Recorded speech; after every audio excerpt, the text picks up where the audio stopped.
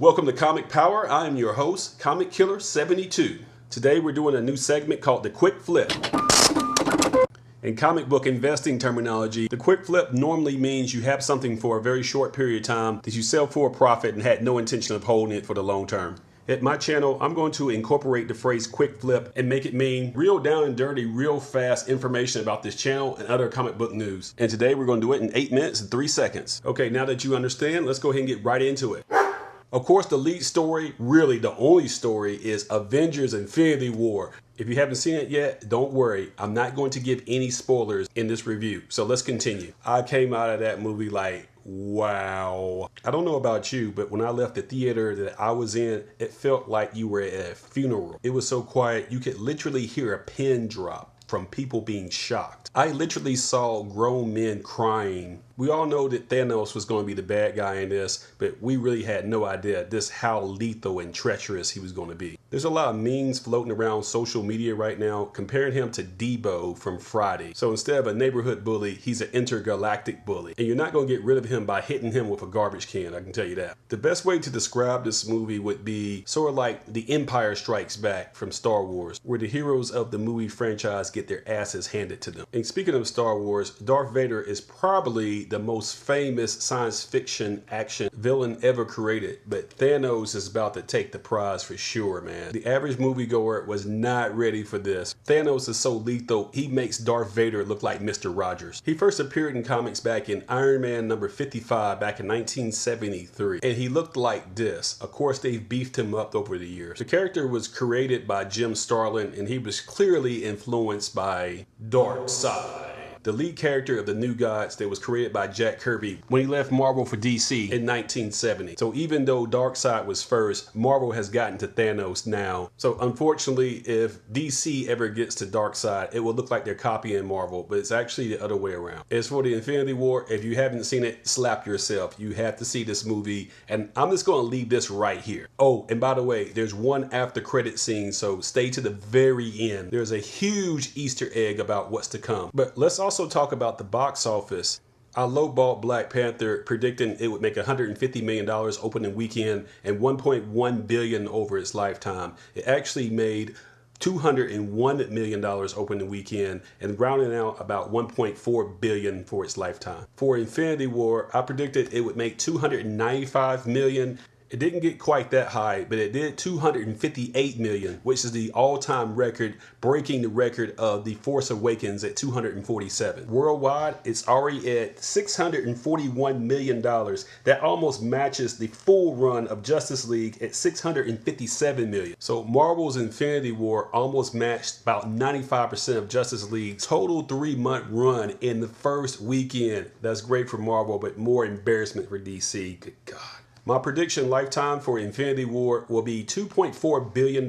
We'll see if it gets there. That would put it this short of what Avatar made at $2.7 billion. Infinity War is a movie I will be watching multiple times. It's like a great Shakespearean tragedy, but with superpowers. And by the way, I decided not to give any spoilers on my channel about Infinity War until May the 8th to give everybody an opportunity to see it without spoiling it. So you know what's next. Next up is the speculation pick of the week.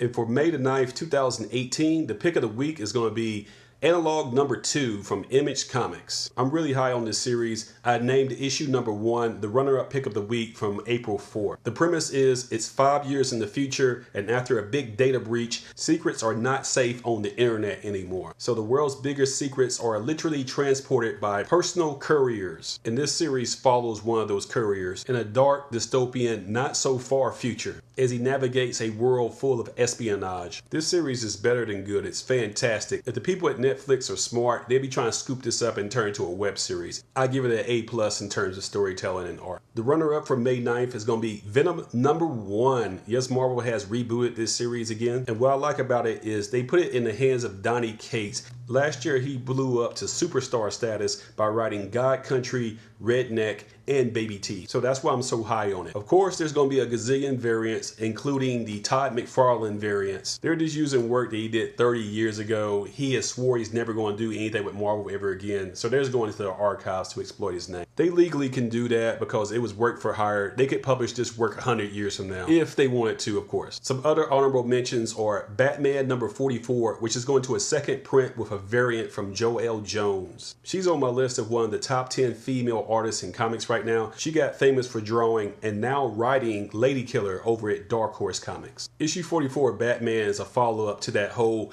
Batman and Catwoman getting married thing. We'll see what happens. Sometimes comics can be like a superpowered soap opera. Another honorable mention goes out to Justice League No Justice number 1 of a 4-part miniseries from DC. This is based on the aftermath to everything that's happened in Dark Knight's Metal. And that's a very awesome looking cover, by the way.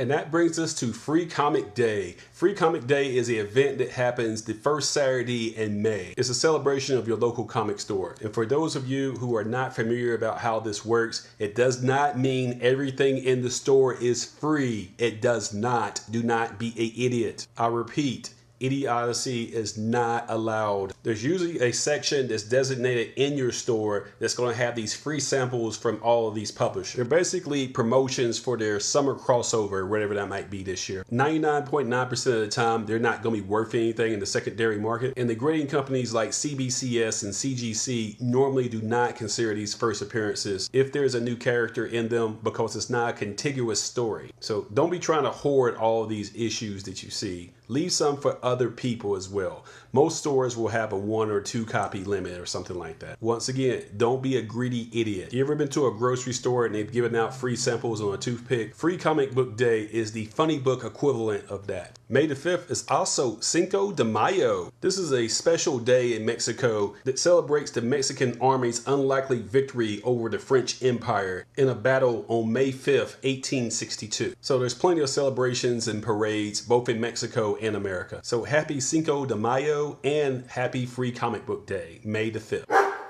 Here's another reminder that I do sell comics on eBay. The name of my store is One Stop Thrift, and I do have 100% feedback. One Stop Thrift Shop and Comic Power are the same guy. A lot of people didn't know that. I sell key issues and I ship them with a lot of protection. So they'll get there in the condition that I promised. So be sure to stop by and pick something up. I'll put a link in the description. You know the drill. Subscribe to this channel, give it a thumbs up, and share it on social media so others can learn about Comic Power. Once again, thank you to all my subscribers and viewers. It only gets better from here.